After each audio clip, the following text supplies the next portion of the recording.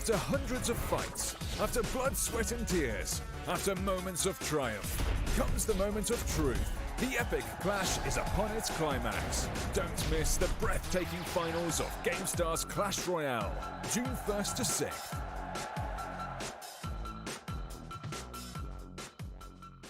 Hello everybody, welcome to a very special day of the Gamestars League. We are in the final day of the group stage. 4 more players will join the other 12 waiting to battle it out for over $30,000. Hello, happy Friday. I'm Andrew Guy. Joining me today, as always, is Eric Benemu. Eric, we're having a lot of really exciting matchups between people that have already seen each other, people that have already played these decks earlier this week. A lot of strategy is going to come into play today.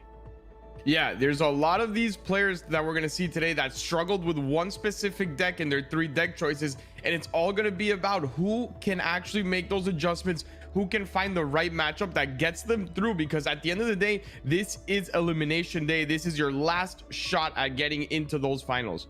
Yeah, so let's take a look at some of the action that we've had this week. And as you said, Eric, I completely agree, man. It's going to be so much about these guys adjusting to what happened earlier this week, making sure that they get past those decks, right? There was like that one deck for a handful of players they could just not get a win with, and hopefully they went and practiced a ton of those matchups. So Beneficious Eternity, Aslan, and Abdullah Imad. Abdullah, fun talking to him yesterday, our Lava Hound player, our in-house Lava Hound expert. The 4 of those guys are already on their way through. Everyone in 2nd and 3rd place today, Eric, we will see in competition in a best of 5.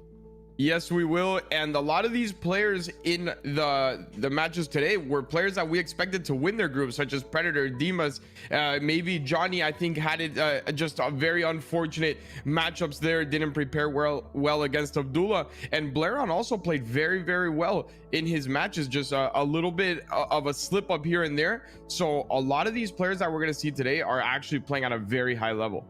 Yeah, they really are. And another thing I think is really exciting is a handful of these are going to be rematches that we've already seen earlier in the week. And obviously for one of those players, that best of 5 did not go their way, but we will be seeing the same deck. So Predator and Roofy, 2 guys that have already faced off earlier this week. Predator was able to take that best of 5. Demas Denbeer, Demon Chocolate, Blairon, Inthrill, and Johnny Maloney. Those are the 8 battling today to make it through to the international finals. Of course, 4 of them will be eliminated. 4 of them will be pushed right on through.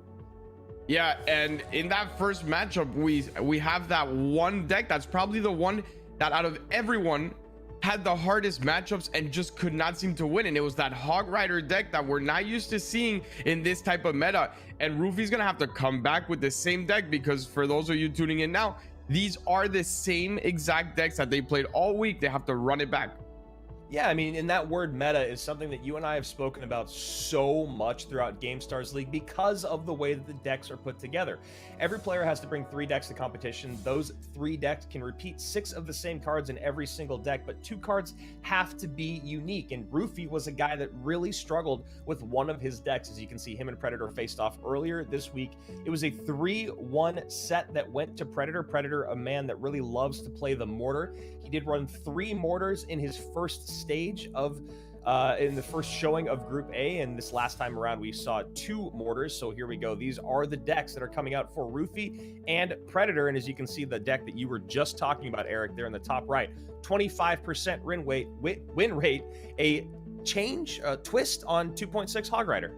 Yeah, it's kind of that same style. The only issue is that when you play 2.6 Hog, you have the Musketeer, which is a very high DPS card, and it's also not just Fireball, right? Fireball just doesn't take care of it. Arrows doesn't take care of it. On the other hand, when you switch it out for something like Firecracker, your deck not only becomes less strong against those tanks and lacks DPS, but it gets wiped off the board a lot quicker. And as you see in Predator's deck, he has Fireball in 2 of those decks, in all 3 of those decks, and even the Barb Barrel takes care of the Firecracker.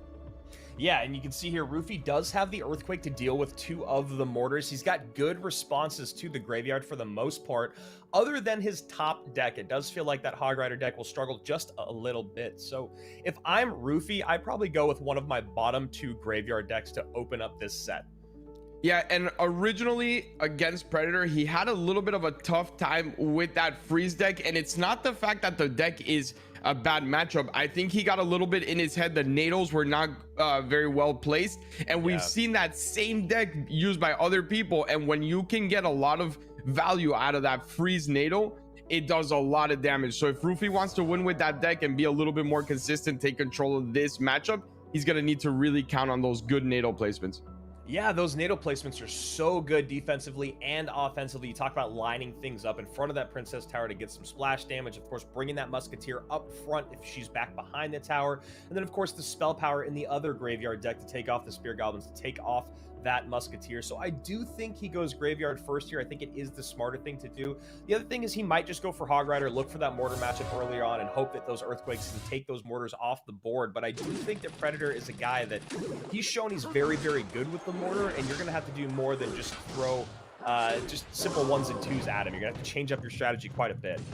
I agree 100% with you. I think if I'm Rufy, I play my first 2 decks and then I leave the Hog for the end, try to take control of the set, alleviate the pressure on myself, because if you do use that Hog and you already go down 0-1, it's not a good position. Not only are you frustrated at the fact that you lost again with the deck, but you're down in the set. So I like what he's doing here. Save that deck for last. So we have Mega Knight, Night Witch, Baby Dragon, Mother Witch. So is this a different deck, Eric? This is one of a different deck than what he ran earlier this week. I know he had, I would like to see it back. I don't know if, no, I think it is.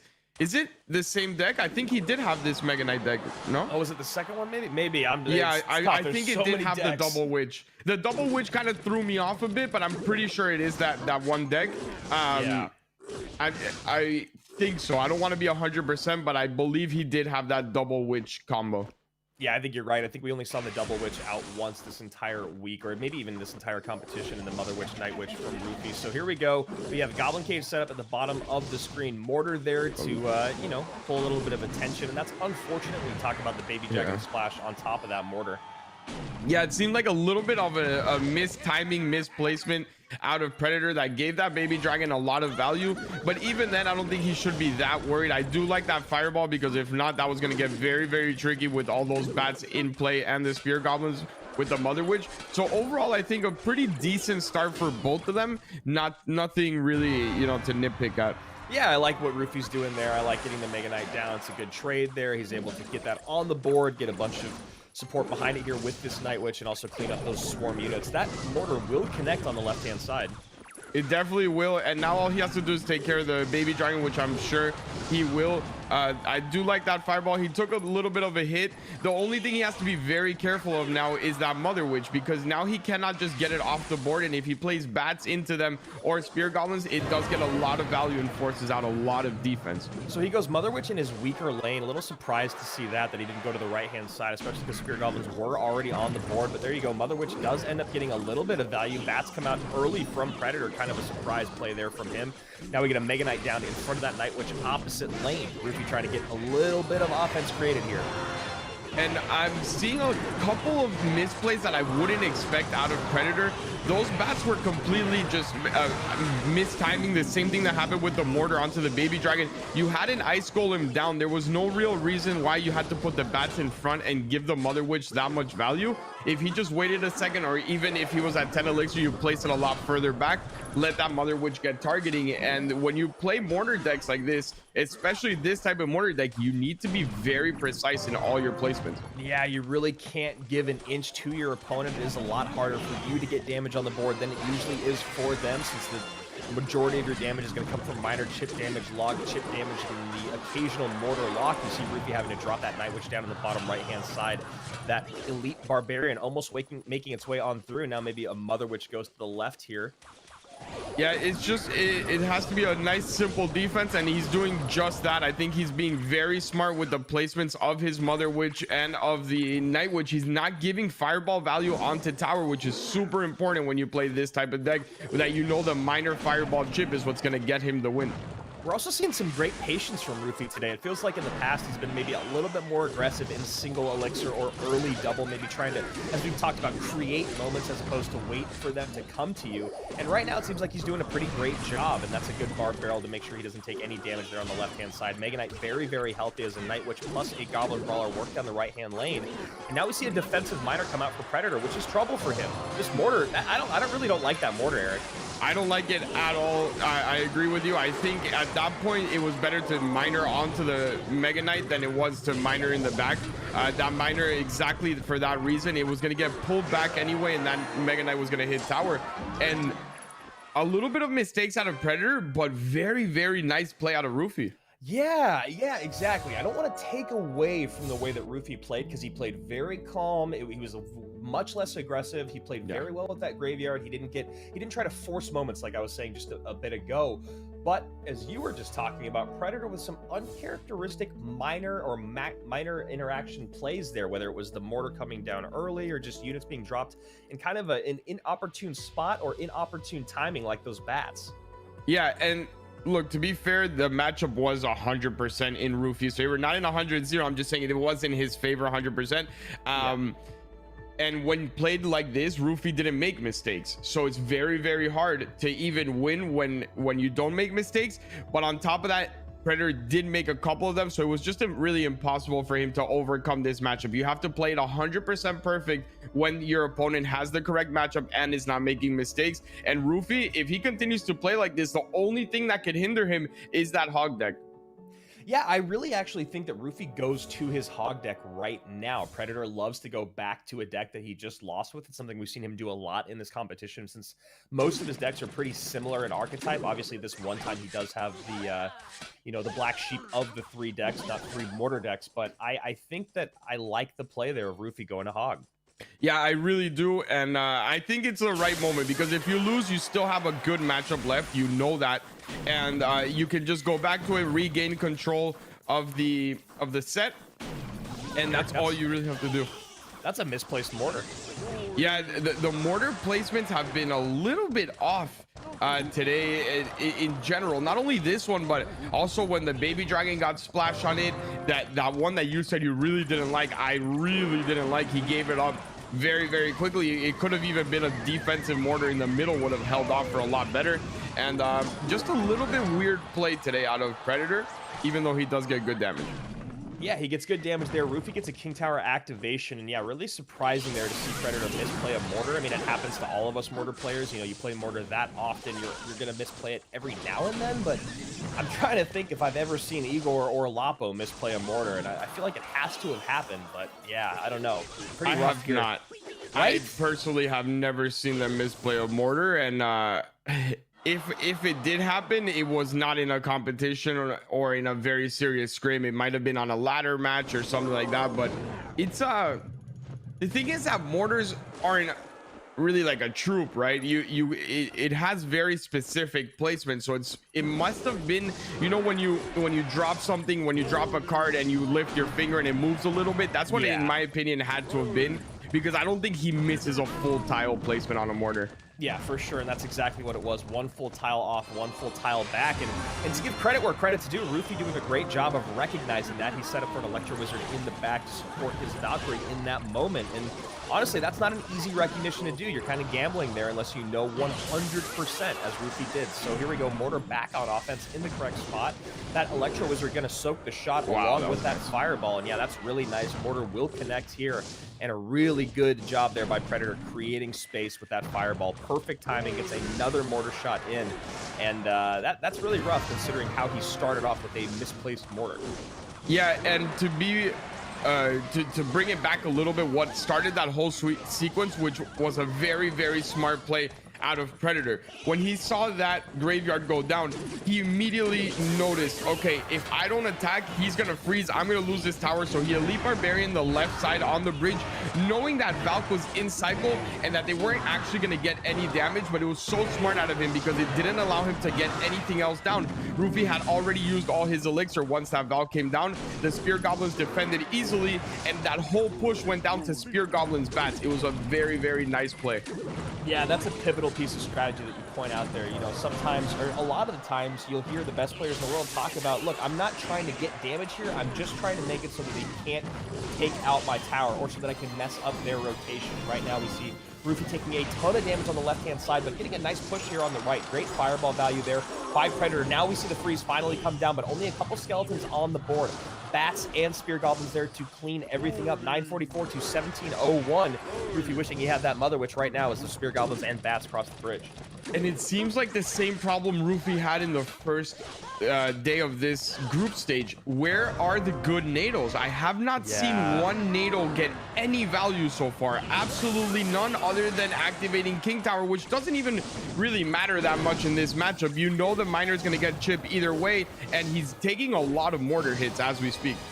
It's another mortar shot in. 724 there on the bottom left-hand side. There's the freeze. I would have liked to maybe see the NATO first to pull those spear goblins in, but now he has the NATO for the bats if he wants. He decides not to. Mortar shoots backwards. Yeah, nothing there. Valkyrie up high. Miner going to go to the back. Electro Wizard actually in a good enough spot to stun the miner, help out take out the bats, and now we need to get another graveyard down. This is Roofy's moment.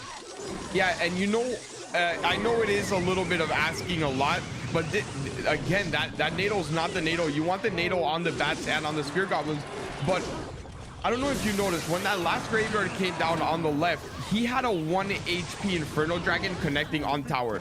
What we've seen out of Anaban and the best players with this deck is they'll freeze that tower with the 1 HP Inferno Dragon when there's a graveyard and everything else on the left, because your opponent is dry. He has nothing for that Inferno Dragon, and it eats up the tower. I would have loved to see that type of play. It is one of the most frustrating interactions in the game. You get an Inferno Dragon down to 1 HP. Your opponent has the wherewithal to get that freeze down in time, and that's what Roofy needed to do in that moment. Since he wasn't creating enough space or creating enough opportunities with his Tornado plus Bowler, which I really think he missed a lot of great opportunities there. You can line up the Valkyrie, clean up the bats and the Spear Goblins. I mean, you talk about that interaction of freezing when the Inferno Dragon's on the tower. I mean, the interaction of watching that Bowler get splash damage with the NATO is also a phenomenal way to get some offense on the board. Yeah, and a lot of missed opportunities. There's a lot of times where Predator used an Ice Golem to tank for that Bowler, to tank for the Baby Dragon. That should always be NATO'd right in front of your tower. That is 400-500 damage that you're giving up by not doing it. And he did it. It wasn't that they were getting tanked for at the bridge. They were getting tanked for very close to tower, and you need to take advantage of that, because if you don't, and on top of that, you're leaving the NATOs for something like Elite Barbarians to activate King Tower, and you're not using it on the bats, you're giving up so much value. And you guys might be like, well, hey, Andrew, Eric, what about that Tornado defensively? You know, he used it defensively a decent amount. You know, maybe if he overspent on offense, he wouldn't have been able to defend. But the thing is that is a defensive move when you NATO offensively with the Bowler, right? Because you are cleaning troops off the board, are getting damage on tower, you are maybe getting a little bit of HOA on that Valkyrie. So that does actually help you on the defensive end if you get those NATOs out, especially in double and triple elixir, as we were living in for quite a while there. So here we go, game number 3. First one goes to Roofy, second to Predator. Now we see Predator changing things up, and Roofy does get a King Tower ship in early on. And that was a huge mental mistake out of Roofy. We know that the only deck that has Barb Barrel out of Predator is this deck that has NATO, and you have to recognize that. As soon as the Barb Barrel came down, he Baby Dragoned it, and you have a graveyard deck. You know that your opponent has NATO, and you gave up a free King Tower activation in your own graveyard deck. That is very, very, very bad, and this should not be able to, you know, bring it back. Yeah, I mean, he's already in such a bad position here. You can see he's in his own head. I mean, the one thing I do like about Roofy is he kind of just smiles and shakes his head, and hopefully he's able to reset as opposed to getting super, super frustrated, although that maybe is the way that he expresses his frustration. 1999 to a very, very lonely tower on Roofy's side of this board. Yeah, and at this point, the only thing Predator has to make sure he does is not to place the troops in a way that both the towers can get frozen along with your troops. If you can just split that more to the left, make sure he can only freeze 2 out of the 3 things, you should be okay for the rest of the match. And it all comes down to that deck recognition. We've said it is just as important. You need to understand when you can do certain things, because just like that one baby dragon that he cycled, basically it was a cycle. It wasn't really to mitigate the bar barrel damage. I guess he just wanted to get it cycled through, cost him the whole match. Yeah, and you know, in this format of GameStars League, Eric, that point that you make is really crucial, right? Like, very rarely do you just know what your opponent is running all 8 cards through and through in a tournament, right? And that's what's so cool about GameStars, is that you know exactly what your opponent is playing with 1 card out, unless they're repeating so many of the same cards. And in this situation with that bar barrel, Rufy needed to recognize that that is not something that he can do. Give away that King Tower activation early on. He ends up getting good damage here, but it's too little too late. 15 seconds left to take away, and now Rufy has to go back to his deck. Yeah, and it all came down to that King Tower activation, because the freeze was good. He had the Ice Whiz, he had the baby dragon and the tower frozen, but that King Tower was activated, taking care of all those extra skellies, and there was just not enough damage for Rufy to, you know, really get back into it.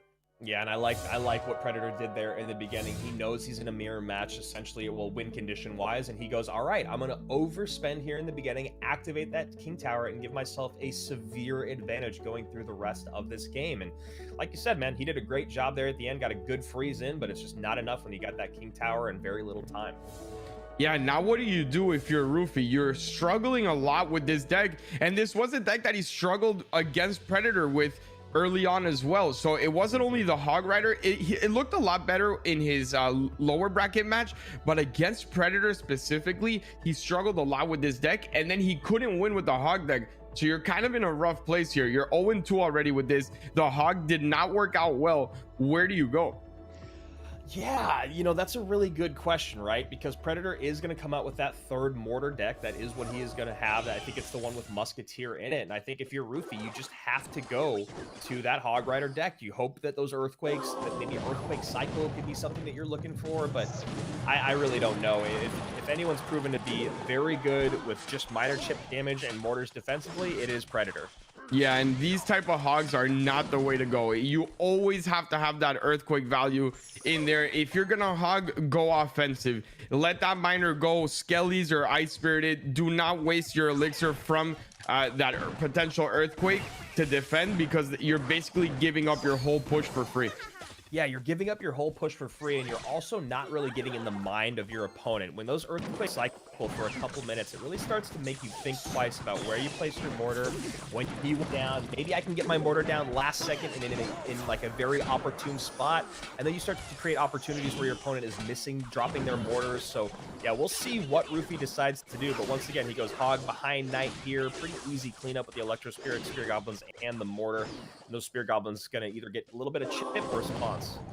Yeah, he hogged that exactly for elixir, and it comes down to exactly what we just spoke about. You need to earthquake with that hog. That is the same thing that's gonna make you lose this game if you continue to get in this cycle. Do not overcommit just because you're down on damage. Get the assured damage, force out the extra defense. You're already down on elixir, and the only way you can make it up is by getting that earthquake onto the mortar and the hog at the same time. Yeah, you know, with 2.6, a lot of times in single elixir, mortar might struggle with keeping up with the cycle, especially if they're doing what you're talking about and they're doing a good job of cycling hogs plus earthquakes. But Rufy not doing that is actually, and there we go. Now we finally get the first one down. That Firecracker will not get any damage with a nice mortar shot there, and the Musketeer 1598 to 2216, and a Valkyrie coming down to protect that Musketeer miner to back.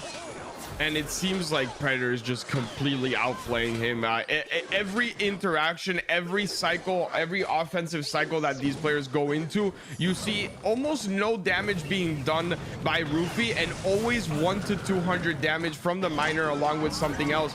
And that he finally gets a nice hog swing, but he still needs to take care of this defense. Yeah, only down by 300 HP. Now King Tower is activated. Miner going to go to the back. Knight does. Hog Rider goes up high. Good recognition there by Rufy, knowing that that Miner was going to go to the back and turn around his Knight. But that Musketeer, almost gets his shot. Firecracker paying dividends. Yeah, that firecracker just saved him from a lot of damage, and he owes a lot to her, and that's basically the reason why he's still in this game. I really like the fact that he recognized mortar was out of cycle there, but here we go again. Can you defend? This firecracker will actually get a lot of value. That's great. Earthquake coupled with the firecracker takes Musketeer off the board, gets some splash damage, and now Roofy is back in the lead. 969 to 1046. This becomes a very tough place for Mortar to be in because you're giving value away every single time that you try to defend. High Tesla here to help with the Valkyrie. I don't dislike that play. Yeah, and I actually like the Spear Goblin's play because it took that log off the board that is no longer available for the Musketeer. And the one thing that, as much as I said that I really like what Predator was doing, right now it seems like his timings are completely off on the miners. He's basically minoring into a knight that's already down on the field, on the arena, and he needs to be a little bit more patient. I know this is a cycle game, but making sure your cycles get value is just as important as getting the actual cycle. Good job protecting his firecracker again. Their Electro Spirit Zap does come in. Skellies plus Ice Spirit on top of the miner. Firecracker up high. Musketeer looking for the firecracker. Now we can see a moment of Roofy being in trouble. Miner goes to the back. Ice Spirit plus Skellies there to help as well. Valkyrie up high. He misses the Valkyrie but hits the Musketeer. Wow, this is very, very close, and he's one cycle away. This won't be enough with the log. He needs to cycle a full earthquake, and this needs to have a fireball included into it. I'm not sure he will. Ooh, that was close. That was really, really close. Fireball did come in just like he called on top, get some good damage in. Miner was there taken away, but that earthquake comes down, and I gotta tell you, Eric, this is a better Roofy than I feel like we've seen all month long. The first minute of that match, I thought Roofy had no shot at winning it. I'm going to be 100% honest. The way he was playing it was completely off. It seemed like something clicked in his head where he was like, why am I playing it like this? I just have to defend with Skellies and Ice Spirit. That's all I have to do. And over again, we saw that come in. Miner, okay, perfect. The only way you're going to take care of this is if you actually commit to a fireball. He never had enough elixir for that, and Roofy took control with the earthquakes. And what was really nice about Roofy's defense earlier was that he did end up varying it just a bit, right? Because early on in the match, right, maybe halfway through that game, you were saying, all right, now Predator started to cycle these miners into a knight that's already on the board like 5 or 6 times in a row. And then Roofy switches it up and starts going skeletons plus Ice Spirit. And I really like that because he needed the knight on the front end to deal with the Valkyrie plus Musketeer. So great recognition there by Roofy. I like what he's done here. Now we're in game number 5. And we know exactly what these two are going to bring to the table. How can Roofy get the value he needs here with his bowlers, with his nados to get those Musketeers off the board, make sure those Spear Goblins can't play easy cleanup on his graveyard? I'll tell you exactly what Roofy has to do here. Forget about the defensive nados. Do not defensive NATO. You just won a match where the King Tower was not activated, where you didn't have any of that. There is no need to focus on that. Get those offensive NATOs with the freeze, get rid of all those little squishy troops with it, and get a tower down. That's what I want to see. Go offensive. This is a deck that could take tower in one push. And Roofy does have a good advantage there when you talk about the bowler. The bowler is a very good card to counter that mortar. It stays in mortar range, but also is able to get damage on the mortar. It's a -1 trade, but usually the bowler stays pretty healthy. I hate seeing that bowler when I'm playing my mortar. Yeah, and not only that, it's great against miner as well, because not only do you take care of the miner, it pushes it back, and then you have a counter push ready to go in that whichever lane you do choose. Like I said, this is a deck that takes tower basically in one full push, so it doesn't matter if you're switching lanes. You don't have to commit to any specific lane at any point. So if he goes high bowler here, maybe looking for a mortar. Interesting play. I don't love it because now we have 5 elixir walking across the bridge, and it is his best response to the mortar, but we'll see what Predator wants to do in response. There's mortar right-hand lane, Valkyrie left. Yeah, and that was kind of a rough play in my opinion. I agree with you 100% there. And look at everything that was forced out just because of that bowler. This all comes down to the bowler. It wasn't a good Spear Goblins play. It wasn't good anything. It was the fact that it was allowed to come down the way it was because bowler was out of cycle.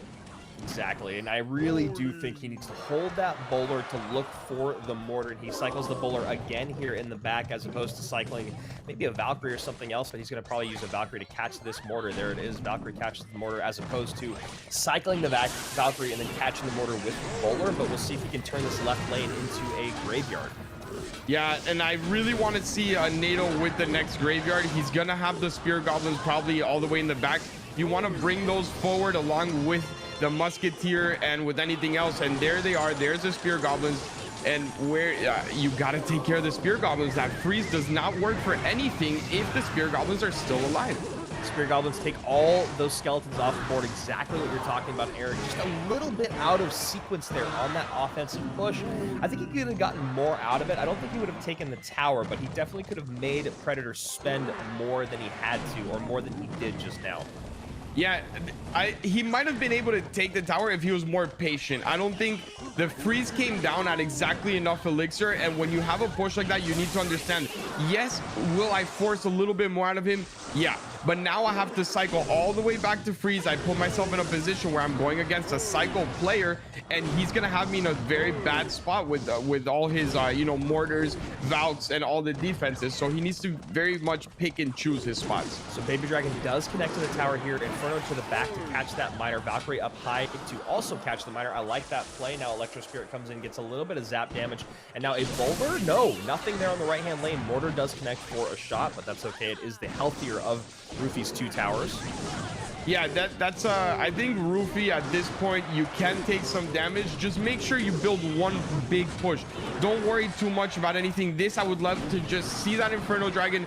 Do not do anything else. Push this back, and now it's go time. Here we go. You need to graveyard and make sure you catch those Spear Goblins. Now he's gonna give you okay, no Spear Goblins coming down. There they are. NATO, possibly no NATO again. Yeah, no NATO again. Inferno sizzles for a second on the left-hand side, 1262 to 1771 with a very, very nice counter push coming in here. Valkyrie going to stop all that in its tracks. Musketeer going to stay alive to help this Inferno Dragon out, and the Electro Wizard will help and take the Musketeer off the board. Mortar. He needs to be very careful if this connects. If anything connects from from Predator, he could be in a very, very bad position because his pushes take a long time. And here we go. He can cycle to another fireball in time. He needs to get rid of these Spear Goblins as soon as possible. Nice freeze, and finally gets everything. Gets a good freeze in the one skeleton, and finally we see Roofy get to celebrate.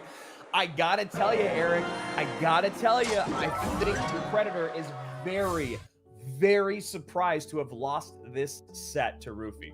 I think Predator thought he had it in the bag once he got, you know, his feet down, grounded, and really got hit into the set. It looked like Predator started playing well again, and Roofy, just enough with that last deck, understood when it was time to go. I still don't think he played it perfect. I love the way he played the end of the hog. This one was just enough. Yeah, that Hog Rider deck, man, he did a great job with that Hog deck, turning things around, as you said, recognizing how he's going to win and why he was losing. And he goes, I'm going to keep doing this for another couple minutes. I'm going to lose this set. Predator's going to go on and fight for $30,000, and I'm going to get to watch the rest of Gamestars League with all of us at home. No, he decides to go, all right, let's start catching those miners with Ice Spirits and Skeletons. Let's keep that Hog offensive with the Graveyard and with the Earthquake. And just like that, he was able to come back. So game number one goes to Roofy with this Witch Mega Knight deck that I had apparently completely forgotten about. And then Predator comes back in game number two, kind of doing what Predator does. Yeah, he played this very, very well. It really came down to that Elite Barbarian offense that forced Roofy on his back foot, did not allow him to create the push that he wanted to, and that's what won him the game. And then this was a very, very bad mistake out of Roofy to allow that King Tower activation in the third game. Yeah, that was so crazy to see how quickly it went out the window for Roofy. Eric, you did a really good job analyzing what exactly went on, which was that a Bar Barrel came down from Predator. There's only one deck that he had with Bar Barrel in it, and you need to make sure you don't allow that King Tower to get activated. A NATO plus Ice Wizard, and that game was in the books. We went to game number 4. Roofy bounces back with that Hog Rider deck that we were just talking about, and there it is, game number 5. Roofy maybe just starting to touch that 50% win rate on his entire run here in Gamestars League, but he gets that Hog Rider deck up to 40%, along with his second graveyard deck. The numbers aren't pretty, Eric, but he is going to our finals. They don't have to be pretty as long as you win. That is all that matters. And you said Predator a little bit surprised, probably losing this set. I don't know who was more surprised, Predator losing or Roofy winning. You saw that celebration. The look in his face was like, I can't believe I just won. I know, and Predator has played so well throughout this entire tournament, and I'm wondering if it's too hard to attribute it just to him running 2 mortar decks. He ran those decks really well for the most part. What was really surprising, though, was game number 1. I think game number 1 might have been where Predator really gave Roofy an advantage, because there was a lot of misplays in game number 1. Misplayed mortars, misplayed bats, not giving your troops a good opportunity. And so there we go. Group A, we're done. International finals are set for Group A. Veneficious and Roofy making it all the way through to also with Lucas GSM. Lucas GSM was the other original from Group A, and I know the group's changed up a little bit this week, but there you go. Those are 2 more guys going to international finals. We're going on to our next BO5 today. Yes, we are. And look, Predator, it hurts, obviously. I think this is a big problem that happens to a lot of these main mortar players. It has happened to Igor. It has happened to Lapo. You're so good with the deck, but there's just, it reaches a point where you put yourself in too many bad positions, and at some point it's gonna happen where you're gonna lose. People expect the mortar, and as good as you are and as much as you overcome bad matchups, sometimes it's gonna go wrong, and every one of those mortar players has suffered that at some point in their career. So Demas and Denbeer are going to be our 2 players from Group B, and these guys, I believe, and correct me if I'm wrong, Eric, these guys were a little bit more varied in their win conditions, not like Eternity, who was a big fan of the beatdown. Demas is a big fan of Mega Knight. Denbeer, he went a little bit more traditional as we can look at these decks. Denbeer, though, struggled a lot, Eric, a lot with that top right-hand deck. Yeah, that deck is a bit rough because of that rocket. I don't know if you remember the same things I remember, but that rocket was not Denbeer's friend at all. And as much as Demas was varied in the first week of this tournament, he did triple mortar, and man, that is one heck of a risk. That is not an easy thing to do, to come in here and basically play the same mortar deck 3 times, because looking at it, not much changes. Yeah, and if you look at the numbers on the left-hand side of your screen, it's like Demas's opponents learned 100%, then 50, then 25, right? It's really, really difficult to run 3 decks, as you just said, that are basically the exact same: 3 miners, 3 firecrackers, 3 fireballs, 3 mortars, 3 spear goblins, and your opponent doesn't adjust during the set. Unless you just have a really favorable matchup for all 3, which feels basically impossible with those mortar decks, it really does feel hamstringing yourself just a bit. Yeah, it does. And at this point for Denbeer, it's all going to be that rocket deck. We know that he not only missed a couple rockets, but he mistimed also when to play them, and he played one in single elixir, one that just didn't get enough value, and those are the reasons why he lost it. Will he come back in the same way Roofy did and understand the reasons why he was losing this deck with this deck, or is he gonna have the same struggles? Yeah, other than like with balloons and sparkies, it feels like single elixir rockets are always a bad idea. Yeah, I would never ever recommend rocketing in single elixir, and I very rarely would recommend even rocketing in double until you basically have the match won. Even if you do rocket in that double elixir, unless it's to get extreme value, I don't recommend it. If it's just a magic archer, just a musketeer, any of that just on tower, it ends up working against you usually. Yeah, it's just too much elixir spent. It feels like a really opportune moment, but it just is not worth it. Spear Goblins plus log plus miner in 1610 there on the bottom right hand side. Demas looking up, just one, I mean, you know, maybe just a thought there, thinking about what he could do on his next exchange and how Denbeer defended that one. So Pekka crosses the bridge here as the poison takes that firecracker off the board. Yeah, and overall very nice defense for Demas. It is a very hard deck to defend against, and when you look at that, I think that miner was completely unnecessary. in my opinion. That those spear goblins had already defended, and you took away your an extra chip that I think he would have had basically. Yeah, now if you're Denbeer, you can kind of reset here in the back.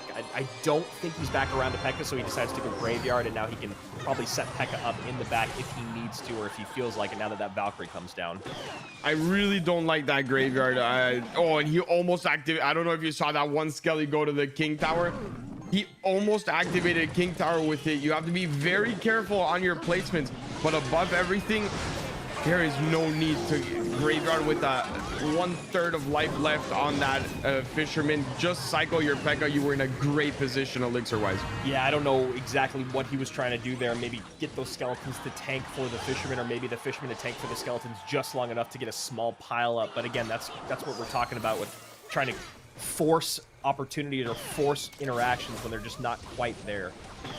Yeah, you really need to pick your moments with Graveyard. It is that one deck where if you pick the right moment, it's great. If you pick the wrong moment, it seems like you wasted 8 or 9 elixir. So you have to be very careful. Snowball into nothing. What? He doesn't even try to hit the Spear Goblins. He just goes in to slow the tower. Pekka is still there, but because of those Spear Goblins, we see the poison comes down as well. 1277 remains on that tower as it takes down to 1254. Miner in here on top is the Fisherman, but a second late, so Fireball comes down. And I'm going to tell you something. The Denbeer has gotten so lucky. So lucky. The placements on his graveyards are terrible right now. That placement will activate King Tower most of the time. He cannot keep placing it like that. He has gotten away with 2 times now. A Skelly has gotten towards that King Tower and died right before to a Spear Goblin. He has been saved by the Spear Goblins, and he needs to be very careful with that. Yeah, the placement on some of that stuff just not making a lot of sense. Maybe it's just the first match. You know, he needs to shake off the cobwebs. It's been a couple days since he played, but some very questionable kind of graveyards that came out from Denbeer there. Some defenses that he overspent on. We saw a little bit of that from Demas as well, but obviously it did not really hurt him as that game moved forward. What do we need to see different out of Denbeer here in game number 2, Eric? Build the right push. He cannot defend the Pekka Graveyard Poison push. There is nothing in Demas's deck that defends that. That's all you have to do. Pekka in the back. He miners. There is no problem. You can Fisherman on the same side as your Pekka to bring that miner off the tower. Play patient. If he does get a full miner, that's 500 damage. You will survive. There is no problem with that. Let it go. Build your push the way it's meant to be, and most of all, not only do your graveyards have to be placed correctly to not activate King Tower, they need to be placed correctly to get the most value out of them. I don't know if you saw, but the majority of that circle from the graveyard was high and to the right. What happens there is that not a lot of the Skellies spawn close to the tower. They have to make it all the way from the top right to your tower, and that allows the defense to get a lot easier for Demas. And for you watching at home, you saw that last graveyard played by Roofy in the prior set was perfectly placed, which is why when that freeze came down, that one skeleton that spawned was already on the tower. That one skeleton won Roofy that last set, and it was because of the placement that you are highlighting right now, Eric. Yeah, it's all about that. And yesterday, I believe it was yesterday or the day before, we saw someone lose because of a graveyard placement as well. It might have been Blairon who got a little bit anxious and a little bit nervous, and it was the same placement that we saw twice at a Denbeer here. So we've seen the great placement, and we've seen the placement you don't want, and it's very important when you play graveyard to know that. I was also surprised in the last game that we saw Demas work towards the exact same lane that Denbeer was trying to create offense in, but still was never able to get a graveyard down for a Pekka with the elixir to get a poison down. It wasn't like he was split, his elixir was split, or he was trying to go in both lanes. He was literally just defending the same lane he was trying to create offense in and just not able to create any space, I guess. Yeah, there was the problem with everything was that the defenses were just too easy for Demas because they were rushed offenses, and when you keep giving a cycle player good and easy defenses, you'll never feel comfortable in the matchup. Knight connects, as does that mortar for a couple more shots. Wow. 1840 to 1574. Of course, 1696 is the weaker tower as that miner chips away just a bit. Yeah, and a lot of damage very early on from Demas. Also, yes, a lot of damage from Denbeer, but I want to see now Denbeer just eat a full miner, let it go. Let that miner go, build your P.E.K.K.A push, build it correctly, and just take the tower in one shot. So Spear Goblins come in, Snowball in response, Goblin Cage out to catch this mortar, Zappies up high to take the mortar off the board, Fireball going to come in on 2 of the Zappies, not all 3 there, a little bit of a quick trigger by Demas, and now we see a push coming across the bridge here for Denbeer, but no elixir for a Graveyard. Yeah, and I'm kind of happy he has no elixir for the Graveyard because it seemed like he would have put it down. By the way that he's been playing, it would have gone down if he did have it, and I want to see him wait, pick the right time. It only takes 1 shot to actually win this match. He seems to be understanding that a little bit better this time around, and miss Snowball. Yeah, miss Snowball, and now that mortar going to get protected here, going to take the Zappy off the board, so a Hunter has to come down as well. Now Miner goes up high to turn that Hunter around. Mortar gets a shot on the Hunter, and splash damage coming through from the Firecracker. Yeah, and he's having a tough time right now. Maybe it's time, I was just about to say that, maybe it's time you realize just get a poison down. Yes, you don't have it for offense, but he's forcing out way too many troops out of you and way too much elixir with those mortars. Brawler does not get to the mortar or to the Spear Goblins. Nice defense there by Demas. Now we get that P.E.K.K.A down up high. Snowball pushes the Miner to the P.E.K.K.A, so nice play there, but now the mortar comes back down, and Denbeer is now getting splashed from that Firecracker on the tower. Yeah. This is rough to watch. He took complete control of this match and never let it go, and the prediction Fireball. Demas is playing this perfectly. Yeah, you know, Denbeer had used different defenses the entire time, but it really didn't matter because whether it's Zappies or Hunter, that's still great Fireball Miner value. 247 remains on that bottom right-hand side. Wow, and the Firecracker connects again. 2 up, 2 down, and 2 easy wins for Demas in this set. Demas came to play today. Yeah. He forced out everything. He knew exactly which cards were in play, and as good as that cage is to defend the mortar, it's also a very bad card to defend the mortar because it always requires you to drop something else as soon as it's about to pop. Yeah, and what I really loved about the way that Demas played, and as a mortar player, there's few things as satisfying as making a Graveyard or Golem player never be able to comfortably play their win condition. When they're always over defending, when they're always under creating their offense, it's such a satisfying feeling as a mortar player, and that's exactly what Demas did. Those Firecrackers creating a lot of space, Miners always on the tower, and always getting that mortar down offensively. Really nice stuff. Demas is playing perfect. There is nothing I could say that I would change about the way he's playing it. Denbeer just needs to get that 1 P.E.K.K.A Graveyard poison push in. He did even Graveyard at the end there, but he spent the Snowball on the Firecracker, and then the Spear Goblins just got immense value. So Denbeer, if I'm you right now, I just allow something to connect, let it be, and already a bad start. Yeah, that's a rough start. We see 12 elixir already spent for 5, so now Denbeer can recognize the situation he's in and decide, how do I build a monster push? The one benefit that Demas has in this situation is that, oh wow, it looks like did they switch sides? Yeah, Denbeer is now at the top, Demas is on the bottom. Okay, I completely okay, so that was a terrible start for Demas, not for Denbeer. Sorry about that. Good, thank God you realized, because if Denbeer won this match, I would have said it was a 3-0. So here we go. Demas is on the bottom of your screen, guys. A little bit of a switcheroo there for you, and you could recognize that because we see a Firecracker. Demas has a Firecracker in all 3 of his decks, and now we see Denbeer going to this control deck with wall breakers that he really struggled with in his prior competition. You know, this deck has good minor chip damage, and obviously you can do some good wall breaker damage, but defensively it's all about getting a lot of Teslas on the board and really using those rockets and NATOs effectively, and that's where we saw Denbeer struggle. And I like the way he starts this off. It seems that he's getting in a good rotation. He's defending well. He's forcing a lot out of Demas, and I really like the way he's playing it. But that wasn't his problem early on. The problem for him in the previous matches was the use of the rocket. So that's where we need to see a lot of discipline out of him. The use of the rocket and late game defenses not really using his synergy with the Ice Wizard and NATO to its utmost, as that is truly one of the strongest combinations in the game. And that mortar gets that tower down to 1672 to an 1884 in opposite quarters of the board.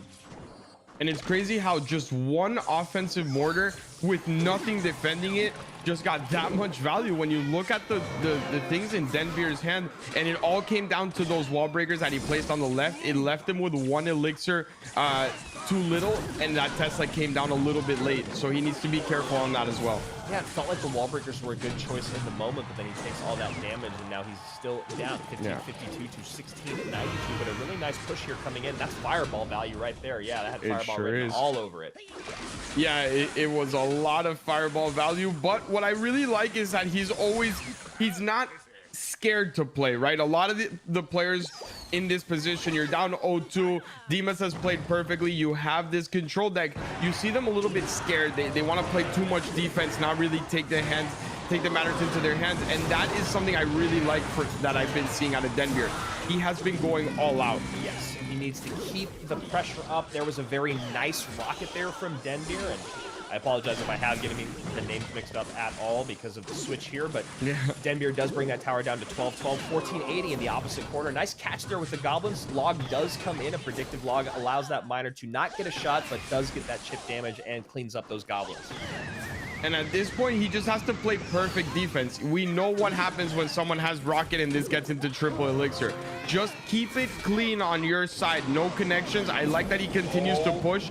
And there is that is a nice rocket, and he still has enough elixir to defend on top of that. That was a beautiful sequence from Denbeer there. You get the wall breakers connection, you get the rocket in, miner comes in as well, the rocket takes those elite barbarians off the board. Really nice stuff. One wall breaker goes to the tower, one wall breaker goes to the mortar, and that mortar doesn't really need to be defended. I'm kind of surprised that miner came down, but either way, tower goes down with that rocket. And GG, Denbeer picks up a win with his deck that was really his Achilles heel earlier this week. And that's 2 for 2 today, right? The Hog Rider for Roofy, this rocket deck for Denbeer, both of them probably the biggest struggles we've seen out of anyone, and they come out today like it's their strongest decks. So props to them. It really does show that they practiced with it. They practiced these matchups. He had control at all times since the first interaction of the game. He did. Yeah, and it threw us off a little bit because it felt like it was a push from Dimas, but when we saw those wall breakers come down, Denbeer did a very good job, as you said, from the opening. And what I loved was his rocket value. He was so much smarter with it. He was so much more accurate with it. And the value that he got there at the end with taking those E-barbs off the board, getting tower damage was great. But I liked earlier when he used that rocket off defensively, took E-barbs off the board, and obviously did not miss. Yeah, great play out of Denbeer. And if we can see that out of the P.E.K.K.A deck, that same style of play, understanding the matchup to the level that he did this time, he could still bring this back. We know that these mortar decks do struggle against those large pushes late in the game. That's what Denbeer has to recognize as well. And this set is not by any means over. No, it's like he needs a reminder of what he needed to do with that matchup, because he knows what he's running into. He knows exactly what his options are to win, and he just needs to make sure he takes advantage of where Dimas struggles, which is what you're saying, Eric. Build that massive push in one lane. Yeah, and we're back, by the way, in case you haven't noticed or the fans haven't noticed. Dimas is back to that top part of the arena right now, that top part of the board. So we will see Denbeer on the bottom with that P.E.K.K.A. And I don't mind the graveyard here. I'm not even gonna lie, I really don't mind it if he wants to go with it. Yeah, yes, there it is. I actually really like the graveyard here. It would have been nice if he did it a second sooner to get those E-barbs distracted behind the tower. But it's okay. I think his offense is broken up a little bit here as the Firecracker is going to work towards the right-hand lane. E-Barb goes left, and 1481 remains on that tower. Would have been nice to get those Zappies high and inside, though, to defend both sides. I was about to say the same thing. If those Zappies came in the middle, that Fisherman would have never had to exist right there, and he would have been able to start again from the back with the P.E.K.K.A, and the defense would have been a lot better. No Firecracker hits at all. Yeah, 1385 to 1403 because of that slight misplay. That mortar will lock on the Fisherman for a moment. Instead, it goes to the Goblin Cage. Yeah, and this is what we spoke about before. The fact that you play Goblin Cage, yes, it distracts it, but it always forces out another unit. So it's actually a very expensive defense to a mortar. Yeah, you see there 8 elixirs spent on a mortar, and then this Firecracker completely healthy. So a +1 trade here for Dimas and a little bit more damage on the healthier of Denbeer's 2 towers. And Denbeer has to realize, okay, no problem. You did a lot of damage. I just realized how much damage I can do in single elixir. Now imagine if I can get a better push in double elixir with a poison down as well. There is no way you can defend. Now that you know that, now that you've seen it, what will you do about it? That's the biggest question, because that's what happened 2 games ago and he did not do anything about it. Nice pull there with the ice. Golem actually turns the P.E.K.K.A around. Really unfortunate interaction there for Demas. Nice play with the Fisherman there by Denbeer after a very, very expensive over defense. You saw in that last defense, he played Zappies and a Snowball to get the Miner off the tower and gave Fireball value, so that's something that you really don't want to do. And it continues to give Spell Chip value as we are at a 2-1 situation in this set. And we're going down kind of the same road, right? Denbeer is not giving up anything, not giving up any damage. And now he also gives up damage with a late cage. So not only did he over defend, but he also let the tower get taken from him. And it seems like he stops realizing how much damage his pushes do. And just, I don't know what happens. Demas fireballs inside, Log comes in. And there you go. 4 games to get 3 wins here for Demas. Denbeer ironically wins with the one deck that he struggled the most with before, and maybe it was just because he switched sides of the board. Maybe he's lucky blue. But Demas, moving on to our competition, our international finals, which is something that you and I were actually expecting originally, but he did struggle in his last appearance in the group stage. What do you think was different for Demas today? Well, the first 2 games were perfect games. They were perfectly played. It seemed like he wasn't as comfortable the first time around with these 3 mortar decks, but today you saw dominance. Apart from that one game where he lost, the other games he didn't struggle at any point. He took some damage, but once he took control of the game, it was just like Denbeer sitting there for 3 minutes being like, okay, when is this gonna end? Yeah, control is the key word, it felt like, in this specific best of 5. Demas played very, very well, very much in control, other than, like you said, the one game that he lost. He did struggle with the opening, and it felt like he was kind of on his back heel for the entire, or on his heel, I should say, for the entirety of the rest of that game. But then, otherwise, it was all him for the entire set. Denbeer played very, very well in game number 3, but otherwise he really struggled with this P.E.K.K.A graveyard deck to create offense. He never was able to get that push that you specifically were talking about, Eric, with a P.E.K.K.A, a graveyard, a Fisherman, and a poison. Yeah, and it's all about, you need to give up some damage sometimes. These type of mortar decks, these type of miner decks, they're not going to take your tower in one push. It's okay to allow 500 to 600 damage in order for you to put yourself in a position that benefits you, not only because you're going to get a lot of damage, but you're going to force a lot of defense out of him, and it's going to take him out of cycle, which will allow you to take control of the match. Overspending on defense is something that we've talked about for years, but obviously at Gamestars League, you and I have talked about it a lot in the last week, just because it feels like we've seen maybe the less experienced players truly give away games by over defending sequence after sequence after sequence. You know, that the last one that I highlighted there from Denbeer was when he spent a Snowball and Zappies on a Miner that was then fireballed to give extreme value to Demas, and that was kind of in the same moment that you were talking about him needing to reset, take damage in the back, and get another P.E.K.K.A on the board. So, you know, great run here by Denbeer, but Eternity and Demas will be making it through to international finals June 1st through 6th from Group B. Now we're on to Group C, of course, with 2 more gentlemen in Blairon and Demon Chocolate, who have not played each other yet this week. And I'm excited to see what these guys have. Blairon was someone that gave us a pretty fun post-match interview. He had some really good stuff earlier in the week, but he also had a lot of nerves that caused him to make some small misplays. Actually, massive misplays. Yeah, and I think Blairon could have very well won this whole group. It was that misplays against Aslan that allowed Aslan back into matches where Blairon, it seemed like he had it. So I do expect to see Blairon taking this set just because of how well he played when he played well. It's that small mistake at the end of matches that gave Aslan that win. But then he came into the lower bracket and won 3-1 very dominantly. He really did. And he talked about his nerves. He talked about his misplays. He is a guy in this competition that, like a few of the others, he's running 3 of the exact same win condition. P.E.K.K.A, Graveyard, right? And it's got a little bit of variability there throughout the decks. You see the Ewiz in a couple of them. You see the Fisherman in all 3. But we have found 3 of the exact same archetype is very, very difficult to pull off the win. So we'll see how this matches up here against Demon Chocolate. Do you see any glaring matchup disadvantages here looking at these 6 decks? I mean, you never want to have P.E.K.K.A when you see recruits, and on top of that, Elite Barbarian Zappies in the other deck. And Lava's just not easily defended by 2 of his decks. The one deck that does match up well against Lava is that Hunter Ewiz, a Goblin Hut deck. It bunches up a lot of troops, and on top of that, it does the Lava deck he's going up against only has arrows, so nothing really to take care of the troops.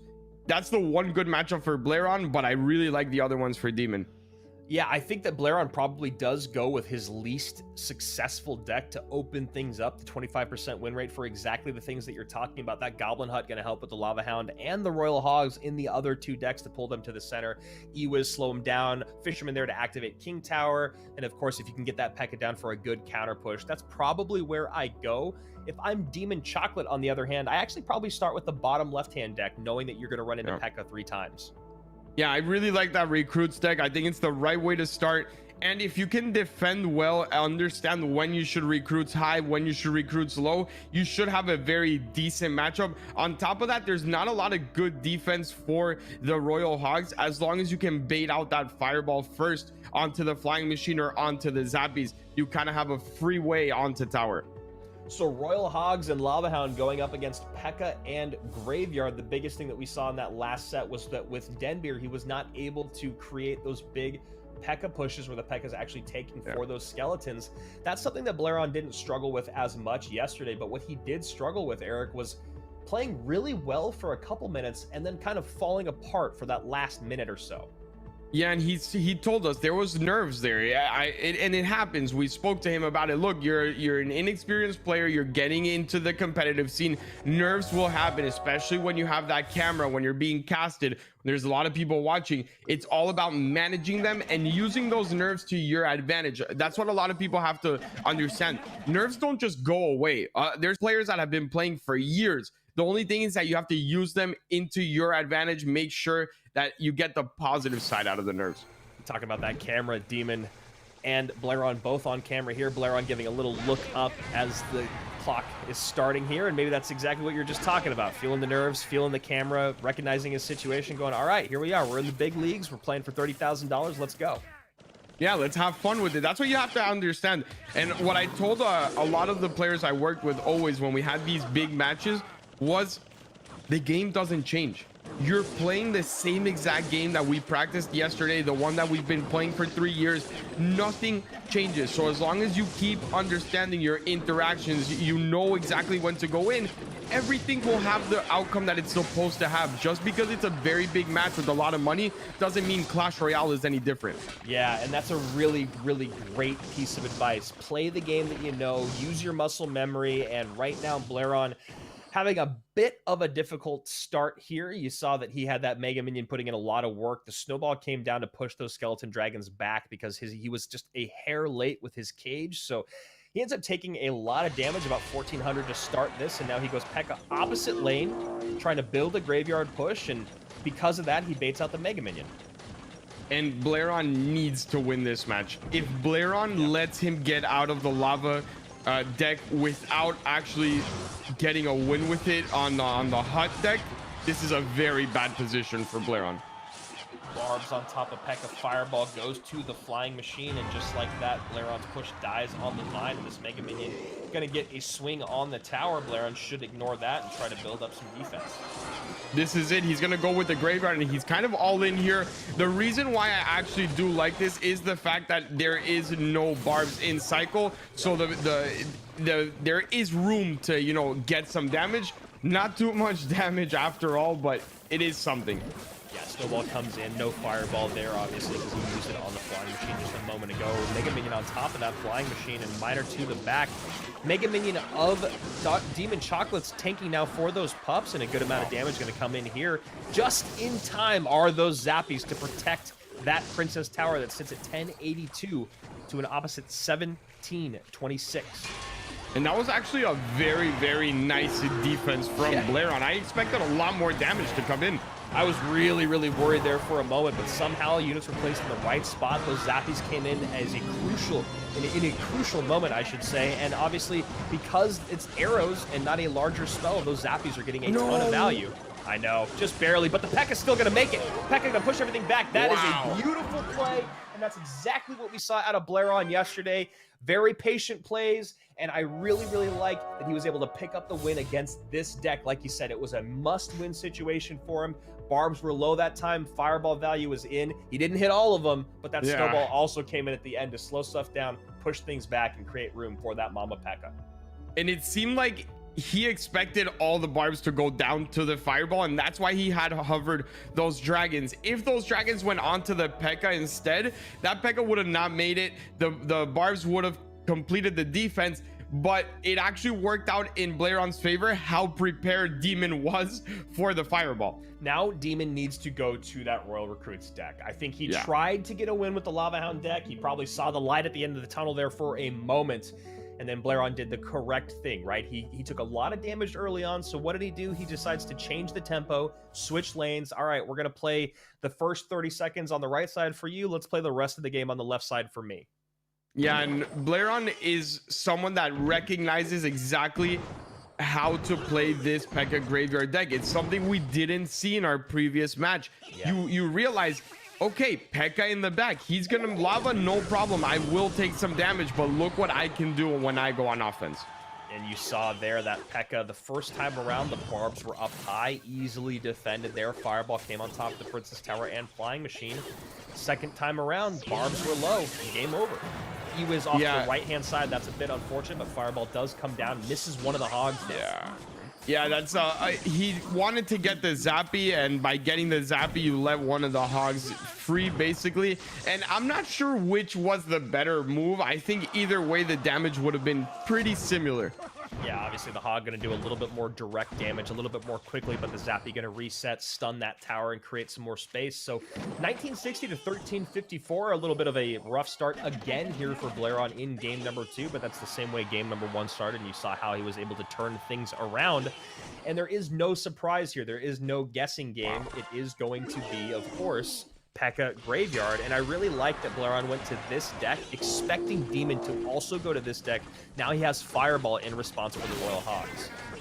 I'm shocked at how he just basically ate up all those Spear Goblins on tower. He just got 300 free damage off the one Spear Goblins hit every single time, and that was a bit shocking to me that he just let that happen.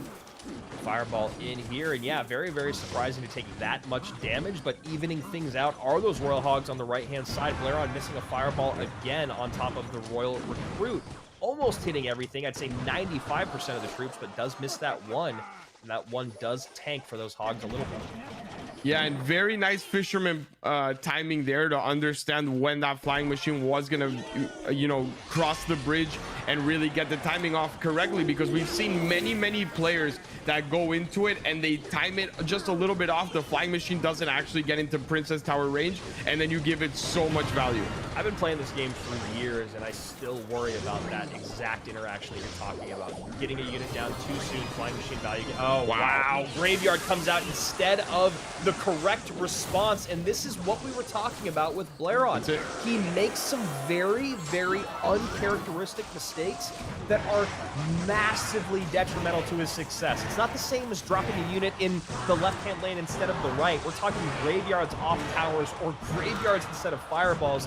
That is something you cannot recover from, and Demon Chocolate gets away with one there. I think the only thing that you can latch onto if you're Blairon is that was your worst matchup, right? That is the only deck you matched up the worst against. Yeah, that deck is out of the way now, and like you said, those mistakes are not mistakes you can recover from. We've seen a lot of players recover from smaller mistakes. Maybe I missed a placement here, maybe I missed a placement there. That is just, not only is it a graveyard in a bad place, but it also doesn't get any utility. There was nothing that was going to get distracted, and Blairon needs to be careful with that. He needs to be a lot more precise. You're playing for a spot in the finals, and if you want to be there, it's got to be perfection. Yeah, no utility, and then you have to sit out for another offensive cycle, which is very, very rough when you talk about how heavy his deck is. I mean, you look at it there, Graveyard, P.E.K.K.A, Goblin Hut. That's a very expensive cycle to get back around. So here we are, we're tied at 1. Blair on bottom of your screen, Demon Chocolate at the top. Demon going to go back to his Lava Hound deck. Blair on going to go back to the deck that matches up pretty well against with a Hunter. Yeah, let's see what goes down here. Can he make something happen? I do like this fireball. Get that flying machine out of the way, especially knowing that those dragons are no longer in play. There's not a lot more of a use for that fireball. So now we see this Lava Hound come down. Goblin Hut going to come out here in the center. Spear Goblin's going to start to put in a little bit of work on that lava. And this is the deck in cycle. Yeah, this is a must win for Blairon. I don't think this deck beats the other one from Demon Chocolate, so it's either you win here or I think you lose the set.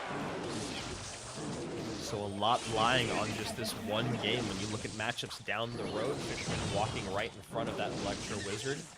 Gonna take for a couple of the pups. Yeah, and this is perfect start for Blairon. Right now, that Goblin Cage is going to be useless. He has enough elixir for the graveyard if he wants to go in, and he sure is. And look at the difference in graveyard placement from him as opposed to other players we've seen. Look at all the skellies spawn directly onto that tower. And a beautiful, beautiful use of the Electro Wizard plus P.E.K.K.A at the bridge to help with those Barbarians. Barbarians not doing as much work as Demon Chocolate would have liked there. And exactly what you're talking about, Eric. Really great graveyard placement, waits for his moment. He did a very good job defending and placing his troops so that P.E.K.K.A was in front of the Electro Wizard. He ticks just 2-5 in time, and he decides to go graveyard instead of fireball, and that's some excellent decision making that gives him the tower. He's playing this perfect. He truly understands how to play P.E.K.K.A graveyard, especially how to play this deck. I love that he took care of that. Yes, the flying machine is going to get more value, but it buys you enough time. And at this point, an E-Wish should come down right there. It does not come down onto the I thought it was going to come down more on the pups itself, so it could defend the Mega Minion, but overall, doesn't matter. Yeah, Blairon goes E-Wiz up high on top of the flying machine instead, maybe worried because he didn't have fireball in cycle, and he does take a little bit of damage because of it, but now you can see not really anything to worry about. Demon Chocolate decides to switch lanes here. Fireball going to come in on that. With only 21 seconds remaining, he's going to need a miracle to take this tower. Yeah, and just took care of the flying machine there is actually the most important thing to do. I love this P.E.K.K.A out of him. Not only was it going to tank forever, but it actually takes care. He got a little bit fortunate on where the miner was placed, but even then it was going to just tank everything for the rest of this game. Demon Chocolate maybe taking some of your advice, just trying to have to laugh that one off, reset, and come into game number 4. The only problem is that he's got 2 decks, and clearly this Lava Hound deck he's been struggling with, so maybe he goes to the other deck that he has, running into P.E.K.K.A Graveyard once again.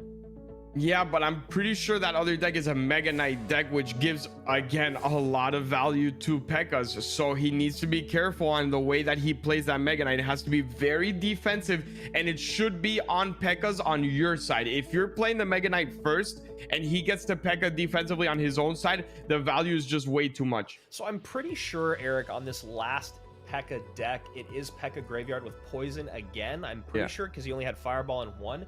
Do you maybe then go back to this Lava Hound deck just because of the Barbarians plus the Flying Machine plus the Skeleton Dragons making that Poison kind of more difficult to land than the Fireball? I think it's not that bad of a matchup, but if I'm Demon, I have to understand which I'm most comfortable with. If he does feel comfortable with the lava, it's okay. But if he's not gonna, if he's gonna doubt himself and play it a certain way, I wouldn't go back to it. So Zappy's coming out here for Demon along with the Flying Machine. Blairon, Baby Dragon plus Cage.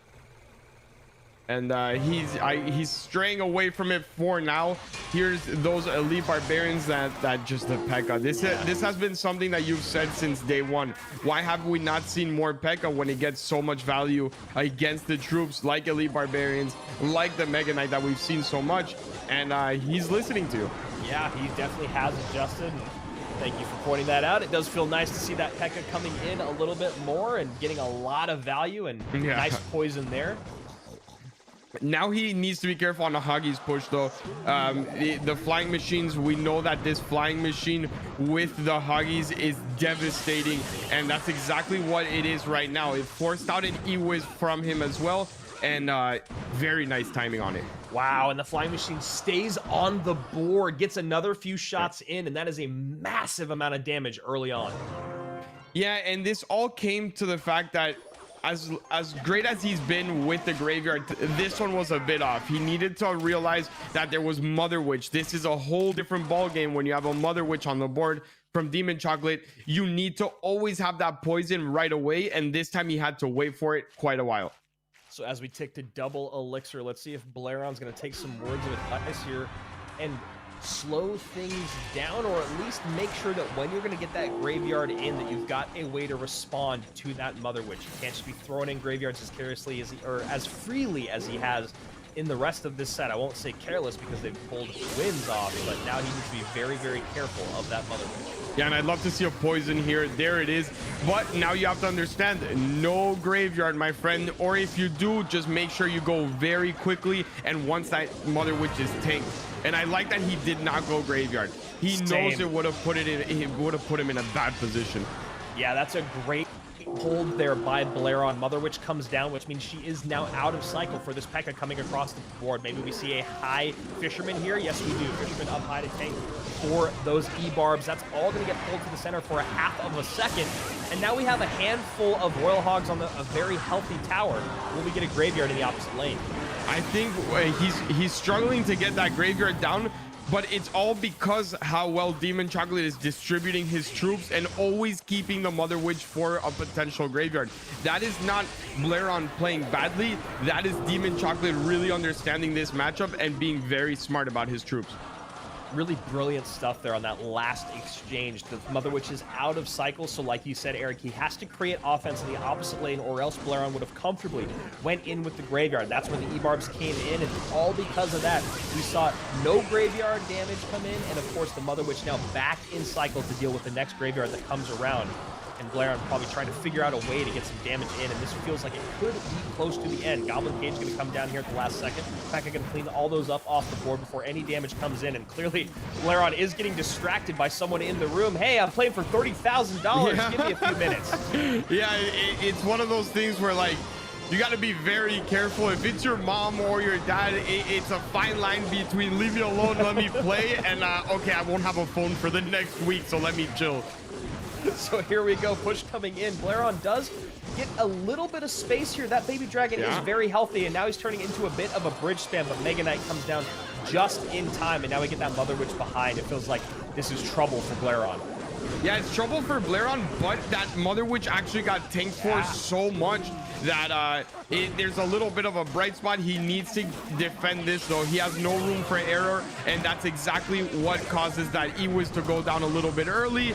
And even then, I'm not sure if he's actually going to be able to defend these Elite Barbarians. Yeah, he's got nothing for the Barbs. Fisherman does come down, but two Barbs connect, and the last Barb does connect. Cage is not there in time. He gets the E-Wiz in. 13 seconds remain. Fireball going to come down in one of the two lanes along with the pigs. And now Blairon maybe going to be like, yo, give me a minute. I've got a couple more games in this set. Let me get to finals. I'll be honest. It did seem like he got a little distracted there at the end, and then defenses started to get through on both sides of the board. Yeah, and you saw him at the end of that match take off his headphones quickly. It seemed like they told him, hey, dinner's ready. We're eating now. And he's running down like, give me 1 minute. I got 3 minutes of this match that's going to, determine whether we're going to eat steak and lobster or not. So that's right. Hold it off for just a couple of minutes and, really, really focus, because Clash is a game where you need 100% of your attention.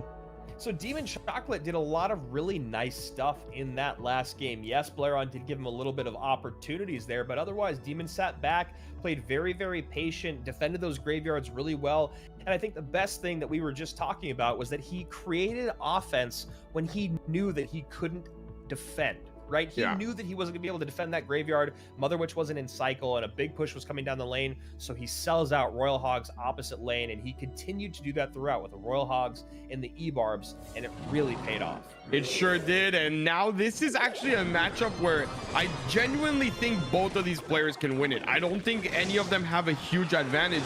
They both have very strong positive side to their decks. And I love to see that the last game in this set is going to be this one.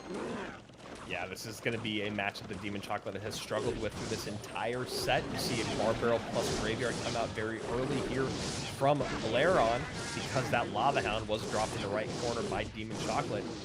That was Skeleton Dragon's connecting. That was very, very nice placement from the Goblin Cage because he lined it up perfectly to where the Baby Dragon would actually get splashed onto the Mega Minion. And those small plays, although they don't seem that flashy, they don't seem like something most people realize, it is a big deal to get that Mega Minion off. Yeah, definitely. Definitely is. And now we see this P.E.K.K.A working across the bridge. A lot of Elixir in hand here to defend for Demon Chocolate, so this should be very, very easy. And probably get a bit of a reset here. I don't think either of them really doubled down on offense or defense on this push. And I'm wrong. Demon goes Lava Hound right in front.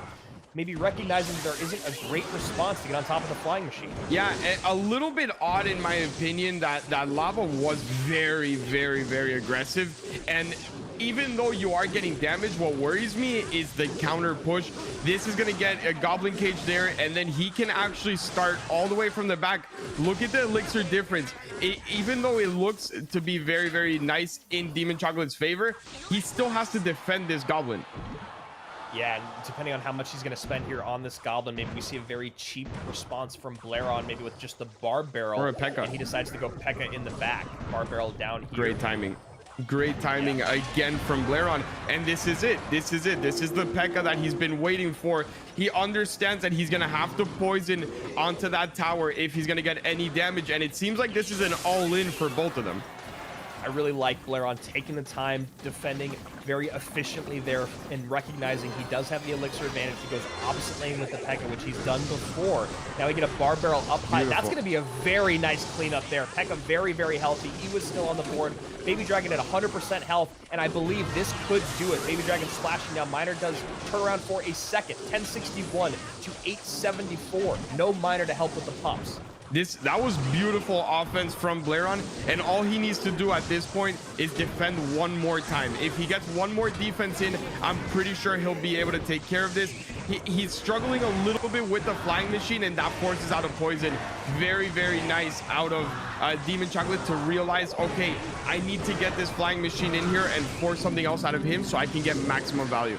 Yeah, that was a very, very big forced poison out of Demon Chocolate, and because of that, he's able to stay on. Blairon does have that Baby Dragon to tank. Now that Ewiz comes down, as you were just calling out, Eric, he takes some units off the board. He can't reset with a P.E.K.K.A here, but can he do a Graveyard Bar Barrel? Yeah, this is so tough. The only positive thing... Oh, that's game over. I think that's game. Feels rough. Fisherman is in a good spot. Bar Barrel comes out. Now we see the P.E.K.K.A working on those Barbarians opposite lane. It is just enough defense here for Blairon. 412 to 1061 with 83 seconds remaining. He has to eat all that damage up on the right, and he doesn't, and this is it. I don't think he can stop a Lava from getting 400 damage. He needs to go all in right now. Go Graveyard, go Poison, and pray, my friend. This is those moments where you just pray. And I think it might work out. Ewiz is there to slow that Lava down. 192 remaining. Not poison enough. Value, not there. Not there. Lava Hound ticking away. Pup's going to populate the board. Bar Barrel is late. That's 22 it. seconds. 22 HP. 8 HP remains. 22 to 8 HP. No spell there. And Blairon cannot believe it. Yeah, that is... Oh, man, wow. That hurts. Wow. Blairon, I feel for him, man. He's been so close so many times, and I'll tell you one thing that I've told a lot of the players. You live by the RNG, you die by the RNG, and that is Graveyard, my friend. You can have 40 skellies on one tower at one point, all of them connect, and then you can have 0 the next. That Graveyard started 400 damage straight off the bat. Those arrows came in, 10 more skellies spawned, all of them the furthest position away.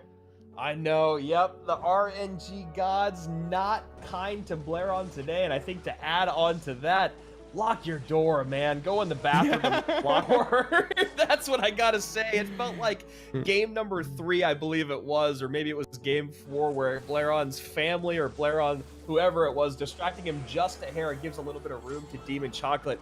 And then we see a great back and forth in game number 5. We did see some misplays by Blairon throughout the set. And we also saw some great moments of recognition by Demon Chocolate, but man, that one hurts. 8 HP and an adios from Demon Chocolate to Blairon. Yeah, 8 HP when you've been that close already. It's not the first time, you know. It's not like, okay, that was the first close match I had. No, that is again and again and again. It happened versus Aslan. It happened in other sets, and you just gotta feel for him.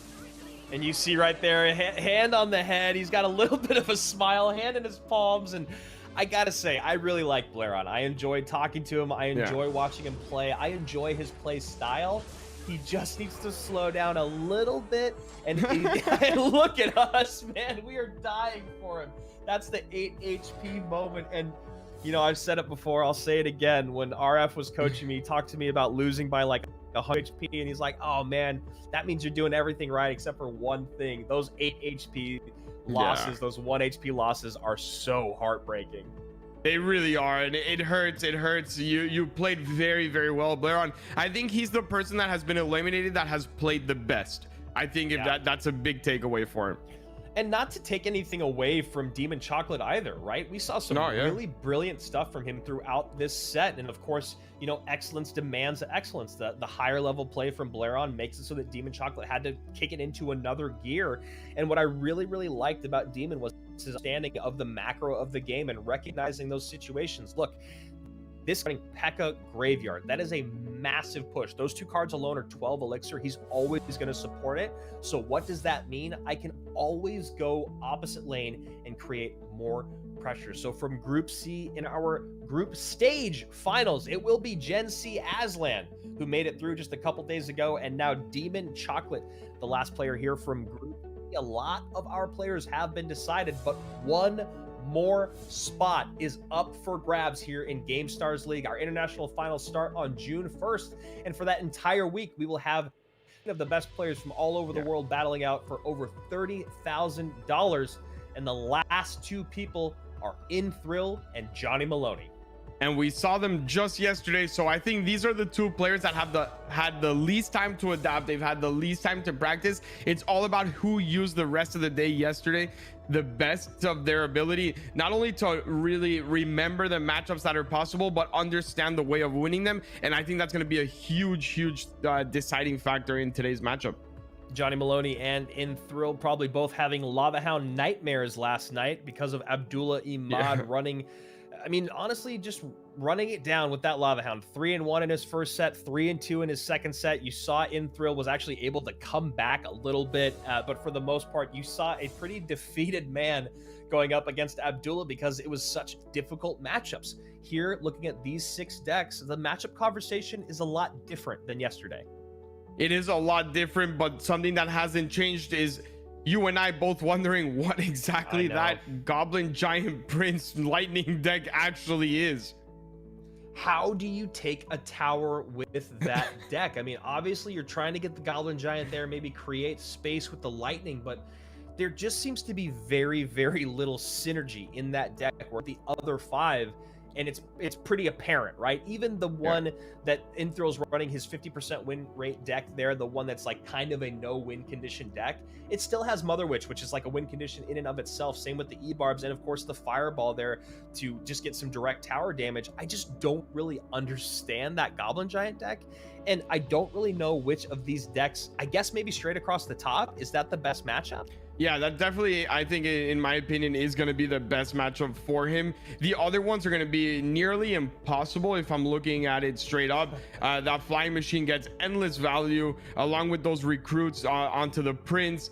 And he's going to have to win that bridge spam. But again, when I'm looking at it, it's not just the matchup, it's the way. How do you actually play that deck? When do you go in? When do you defend? It's such a heavy deck that you can't really cycle to anything.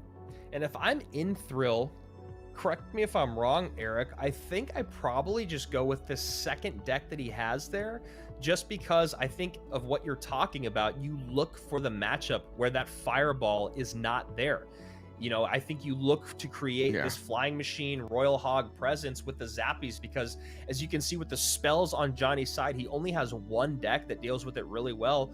Otherwise, as we talked about, it's really hard to thread the needle on those lightnings when you talk about Zappies, plus recruits, plus a flying machine, plus Royal Hogs. Yeah, it's just tough overall. I think the one good takeaway that we get out of this is they can both breathe at the fact that there is no Lava Loon, because they both really struggle against it. Both of their deck choices, all 6 of those decks, match up terribly against the Lava Loon. So on one side, they don't have to see that. We both saw them struggle yesterday, and it's gonna be maybe Johnny comes out and says, you guys don't know how to play this deck, but I do, and this is the reason I'm playing it, and surprises all of us. That's what I want to see. That's what I need to see. If we're talking keys to victory, which is a term that you and I love to use for regular sports out there, NBA, NFL, is Johnny needs to win with that deck.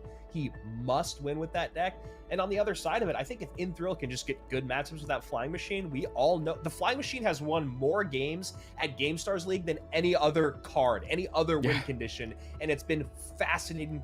This hasn't just been in one archetype. It's been in many different styles of decks.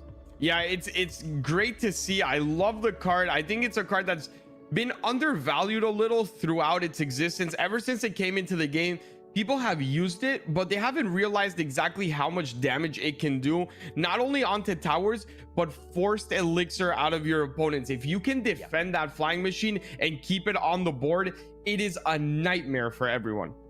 When you get a Flying Machine behind any sort of tank and you spend elixir to take it off the board and it survives, that is so brutal. And then usually by the time that you've tried to defend it and it survives, a second one comes on the board. Yeah. And when those Flying Machines start to stack, you could just literally, it's as if your elixir is ticking down instead of up at that point, because there's just no way to get to it. So Flying Machine seems to be the key to victory here for InThrill. Johnny Maloney has to pick up a win with that odd giant goblin hut lightning deck. And you know, as we wait for our players right now, we'll see how that matches up, like how that fares. I just don't know how it's going to work. I really don't understand it. I don't either, but we've seen weirder things, right? We saw, I think Dark Angel played some weird giant prince deck in CRL, and he actually won with it, right? The giant prince knife witch. I don't even know what it had in it anymore. So I mean, if you could make it work, surprise us, go for it. I'm all for it. Go off meta, enjoy the game, use all the cards, but it does have to work. Fireball on top of that Mother Witch. Bandit gonna run into some Zappies here. And it seems like there's 2 cards that are always okay to fireball straight onto the tower with the, and it's the Mother Witch and the Flying Machine. 2 cards that we've said get so much utility. It seems like every time players see that near the tower, they're like, okay, I'm just gonna fireball this, get this off the board. I don't want to deal with it. And here we see it again. Yep, exactly what you just called. Fireball out in both directions. One on the Mother Witch, one on the Flying Machine. I'd say the only other card that used to always come down on was the Magic Archer, but that was a couple metas ago. Yeah, not a lot of Magic Archer play right now, apart from those, you know, god tier level Magic Archer NATO minor players that just get insane value out of everything like we've seen in CRL. But I think that's just on a little bit of a different level and a little bit of a too high of a risk for the players right now in GameStars. That's something that you kind of aspire to get to. Yeah, you talk about missing spells at that point. If you get an aggressive Magic Archer NATO down and it doesn't pay off, you can basically throw the game away in that moment, because usually those are also 2 of your best defensive cards. So I completely agree with what you're saying. I think it is a smarter thing, and especially because of the meta specifically right now. You talk about trying to create moments in games. That's like trying to create a moment in your entire set with a deck that just doesn't feel as successful in the moment. So recruits come down in the back, Bandit goes up high, and Johnny calls out, and oops, with some unfortunate timing there. Yeah, just a 1 second too soon on those recruits, but overall damage is still mitigated. They still have full shield, full health on all of those, and a nice fireball. But I don't like the fireball out of Johnny. It should have pushed it the other way, my friend. Yeah, so that Ewis is able to help out on both sides of the board. Very little damage in, and now a lot of elixir coming across the bridge here for Thrill. That E-Barb, Cannon Cart, Mother Witch push is met by recruits, but a beautiful heal spirit, and that's game. Yeah, that there is no way he defends it. He knows it. This is game over, and that heal spirit was the MVP of this match. Yeah, that was a phenomenal heal spirit. I was like, all right, okay, recruit's gonna stop everything in its tracks. Maybe Thrill gets a little bit of damage out of this, and then you saw that heal spirit come in, heal everything up. 2 E-Barbs, the Cannon Cart, the Mother Witch, and I think he even dropped the Bandit in there at the end. So really, really nice stuff there from Thrill, just sitting back and waiting, and also just not letting Johnny ever get too comfortable, right? Those Bandits were always demanding something out of Johnny. And I love players that understand value of the spirits. We've seen it out of the best players. The ice spirits can defend more than you could imagine. The heal spirits can make a push devastating like this. And the player that reminds me of the most is Jupiter King. We saw him basically run through everyone in CRL by heal spirits. He would heal 7 troops with 1 heal spirit, make it impossible. And what Intro just did was that exactly. And what I think is so beautiful about what you're pointing out is that, like, that heal spirit is a card that is so negligible when not used correctly, or when your opponent is always searching to take it off the board, when they're always holding their log or arrows looking for that heal spirit, which is why Jupiter King is so impressive with it. He's playing at the highest level, and he knows that his opponent is always looking to take that heal spirit off the board because he is so effective with them, but he still waits and holds and finds those moments, just like Thrill did there. That heal spirit felt pretty negligible until it cost Johnny the game. It seems like the 1 elixir cards, if you can actually use them well, they're made to get 4 elixir value. You just have to really, really time it perfectly, and that requires a level of understanding of the game that's much higher than your average player. I mean, I try to land heal spirits all the time, and you know, if I get 1 or 2 units, I feel pretty happy. And you saw there, Thrill getting like 5. So we are in game number 2. Thrill up 1 as Johnny sends in a minor wall breakers push to the left-hand side, just barely defended there by Thrill. He cut it way too close for my liking. That was last minute timing there. And just a zap cycle, Johnny really needs this game. After the way the last one went, you do not want to push that much momentum into Thrill's favor. Yeah, you don't ever want to be in an elimination situation to try to pull off the reverse sweep. It can be done. It has been done here at Gamestars League, but it is never a position you want to put yourself in, ice skating uphill. So Mother Witch gonna get poisoned off the board here. We're gonna get 1 piggy. And I'll ask you, I'm gonna ask you a history question while we watch this. You've casted years of Clash. You said reverse sweeps have been done. Yes, they have been done. Have you ever seen a reverse sweep with a Goblin Giant Prince Goblin Hut deck? No, I have not, Eric.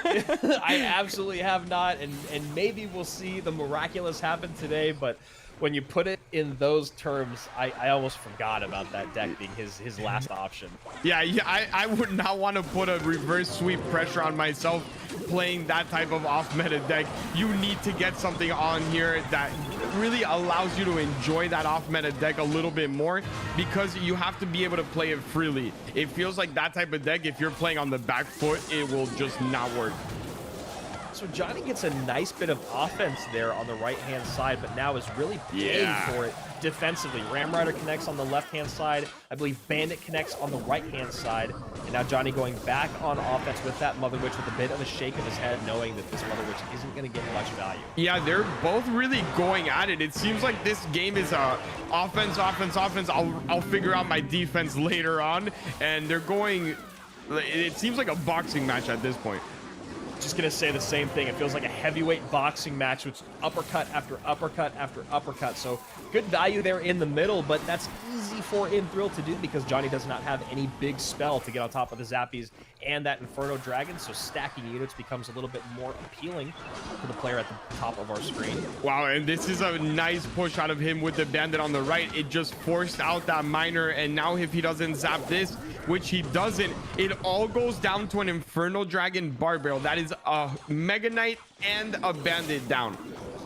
massive, massive value for that Inferno Dragon. Now you see the Mother Witch has to come out as well here and working in the healthier of the two lanes and giving a lot of poison value here to Inthrill. Inthrill just sitting back, sitting pretty, and looking like a pro in these moments, Eric.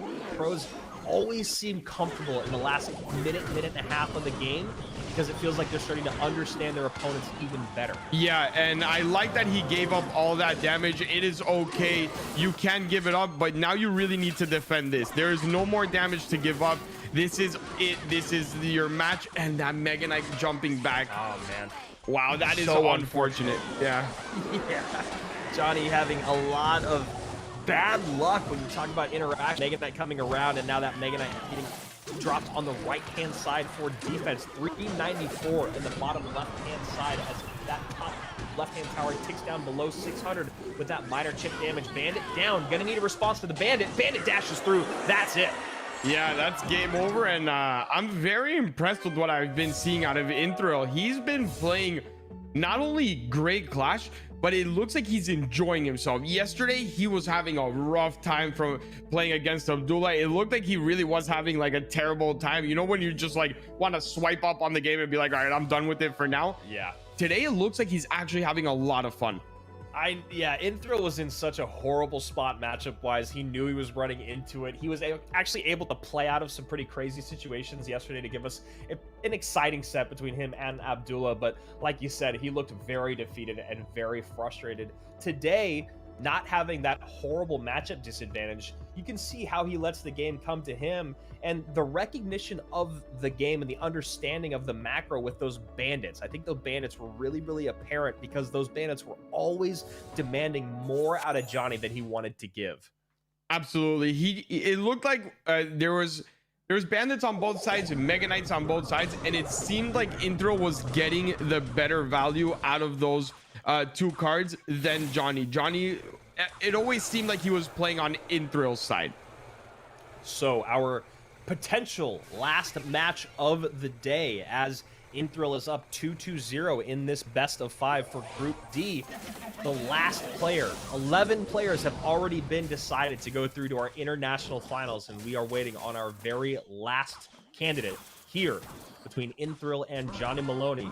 Johnny Maloney gonna have to pull off a reverse sweep, and in that reverse sweep lies that Goblin Giant Prince Lightning Goblin Hunt deck. And I hope it isn't over just yet, because even if he loses with it, I still want to see it, you know, like just win this, play it for us, let us see its potential, and maybe it changes our mind and we end up thinking, okay, this deck could actually work. I really think it would be a lot of fun for us to just get to see the deck. I like that fireball there, gets the flying machine off the board, keeps Johnny's flying machine very, very healthy, and now Royal Hogs come in, and not a lot of elixir to defend. There is the fireball. Nice. Electro Spirit had to come out for a cycle. Very nice defense. That was very nice, and you see Inthrill kind of give like a breather, like, okay, that was way too close.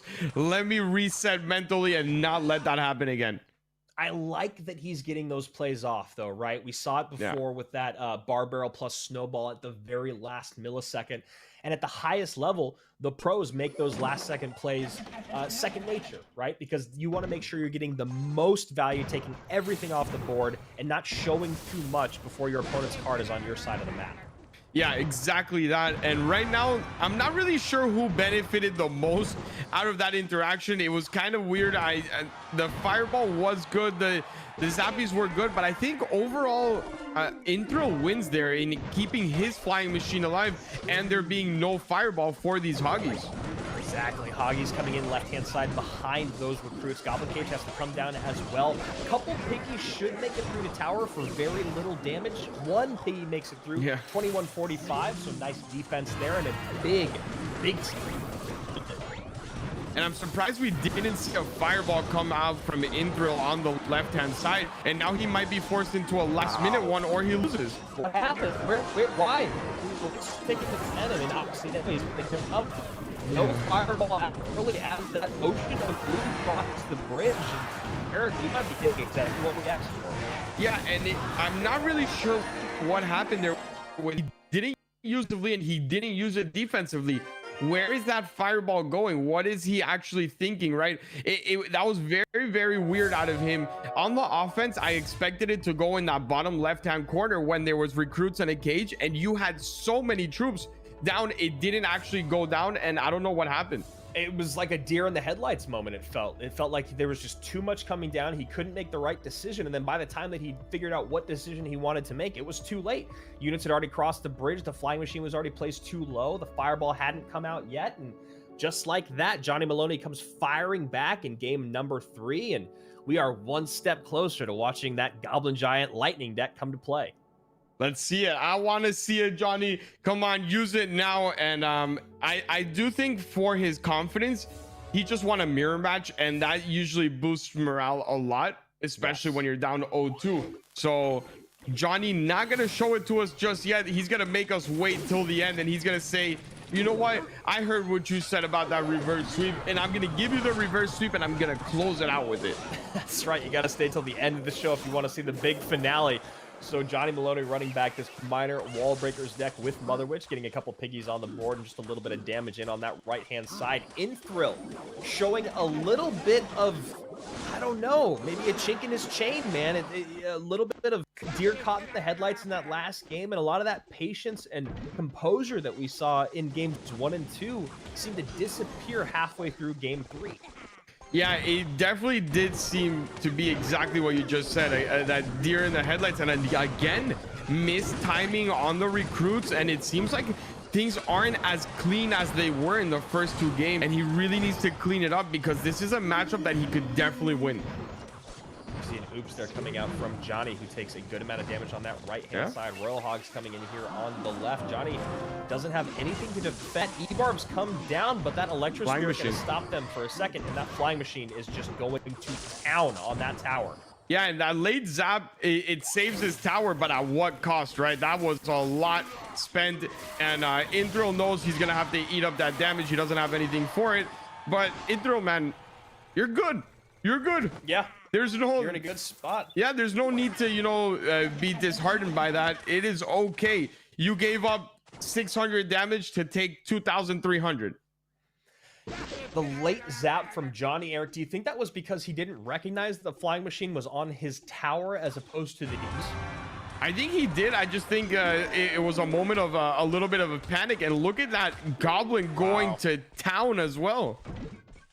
Less than 1,000 HP remains on Johnny's towers combined at this moment. Looks like it's 999, and it's going to have to be divine intervention, I think, for him to end up taking this game as he drops his first tower on the left-hand side, trying to make some work happen here on the right. But this should be a pretty easy defense. Cage does come down there, and now the Brawler is out, and that is going to do it. We have our final player joining the other 11, who will be coming out on June 1st through 6th.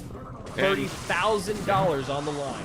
And I'm really, really happy with all the finalists that we got. I think this top 12 is completely stacked with the best that GameStars has to offer us. And it should be a very, very exciting week, that last finals week. You know, I got to admit, it's been quite a gauntlet to get through all of these BO5s and this long group stage, but to kind of echo your sentiment, Eric, I do believe we have the 12 most talented players going on through to our finals, and I'm really, really excited because, yes, we have 8 more from this week, but we also have the other 8 that we haven't get to see play in a couple weeks. Those are the guys that went right on through on their opening day. So In Thrill from Poland takes out Johnny Maloney, also from Poland, and we did not get to see the Goblin Giant Lightning deck, but we did get to see In Thrill play some really, really clean Clash Royale today. I really enjoyed these matches. I think what we saw from Indril when he was at the high point is something that we should see out of the finalists here. He played perfect Clash Royale. He was enjoying the game. You saw it in his face, and the interactions were great. Even in that last game, there was an Electro Spirit interaction to reset the Inferno Dragon that actually saved him the game as well. It cleaned up a very, very tough defense for him, and that's what it's all about, getting the most out of all your troops.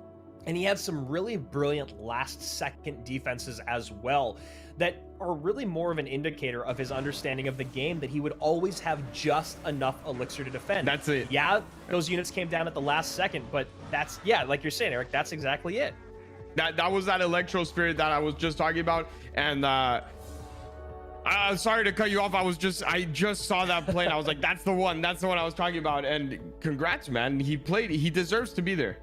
Yeah, and that Electro Spirit play that you were talking about actually was kind of what inspired that conversation that I was having, because we saw earlier on he had that Electro Spirit plus Fireball when he only had 5 Elixir, and the Fireball was not in cycle yet, so he plays the Electro Spirit plus Fireball to mitigate damage. And while we will not be speaking to Inthrill today, it will be very exciting to see him moving forward in this competition. The 8 players that we got from this week, Eric: Demas, Eternity, Beneficius, Rufy, Gen C Aslan, Demon Chocolate, Abdullah Imad, and of course the man that we just saw, Inthrill 125. The 8 of them will be joining the other 8 players that have already made it all the way through. And those 8 players: Lucas GSM, SoCall, Burkan, Financier, SB, Hugo CR, One Hive Hunter, and Broken. Those are the 16 players that will be fighting for $30,000. Yeah, and I can't wait. I want to fast forward at this point. I am so excited for those finals. I think it's going to be a fun time. And like you said, those 8 players that made it today are joining some of the best Clash Royale I've seen in a while in the other players, especially from Hugo, One Hive, and SB. Not only gameplay, but analysis. Those players were on point. Analysis is going to be so very important as you talk about those players that made it through originally from the group stage. A lot of them leaned very, very heavily on their analysis and their decksmanship. They came with very, very good decks, or they at least played their comfort decks. And now I think here in the finals on June 1st through 6th, that's when we'll be back, is June 1st through 6th at 9 a.m. Pacific, 12 p.m. Eastern. Eric, how important do you think the strategy is going to be in our finals? You're not going to be able to, really get away with having a 1 week deck out of the 3. This cannot happen. If you're playing against Abdullah and you show up with bad matchups against Lava, you're going to go down. There is no excuses now. Hire that analyst. You made it into the final stage. If it costs you 10% of your winnings, 50%, go for it, because at the end of the day, you want to have winnings, right? And to get there, you're going to need to do it. So analysis is a huge part of this format. Those winnings are over $40,000 in total. A little bit of money going to everyone making it to finals, and of course over $30,000 up for grabs, like we said. For Eric Benamou, I am Andrew Guy for Gamestars League. We will be back on June 1st. Hit that subscribe button, turn on your notifications, and join us 9 a.m. Pacific, 12 p.m. Eastern. June 1st, we'll be back in a couple weeks, guys. Enjoy your weekend. Join us for CRL tomorrow and Sunday, and of course, most importantly, keep on clashing. We'll see you soon. After hundreds of fights, after blood, sweat and tears, after moments of triumph, comes the moment of truth. The epic clash is upon its climax. Don't miss the breathtaking finals of Gamestars Clash Royale, June 1st to 6th.